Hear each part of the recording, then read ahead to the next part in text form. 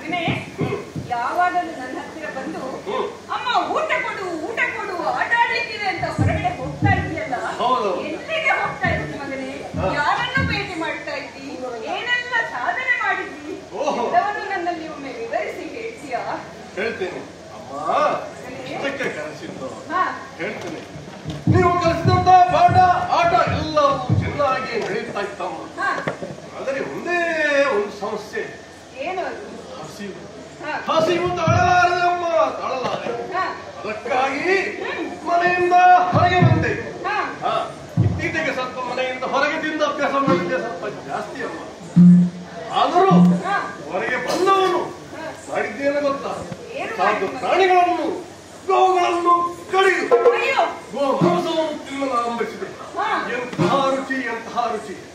ಆಮೇಲೆ ರುಚಿಗೆ ಮುನಿಗಳ ಆ ಶ್ರಮವನ್ನು ಹೊರೆ. ಅಲ್ಲಿ ನೋಡಿದರೆ ಭಾಂಡೆಗಳಲ್ಲಿ ಹಾಲು, ಮೊಸರು, ತುಪ್ಪ, ಬೆಣ್ಣೆ. ನನಗೆ ಹಸಿವು ತನಲಿಗಾಗಲಿಲ್ಲ. ಹೋದೆ, ಕೇಳಿದೆ, ರಂಗಾರಾಜಿ ಕೇಳಿದೆ, ಅಮ್ಮ ಸ್ವಲ್ಪ ತಿನ್ನಲು ಕೊಡಿ ಎಂಬುದಾಗಿ. ಆಗ ಅವರೇನು ಹೇಳಿದರು?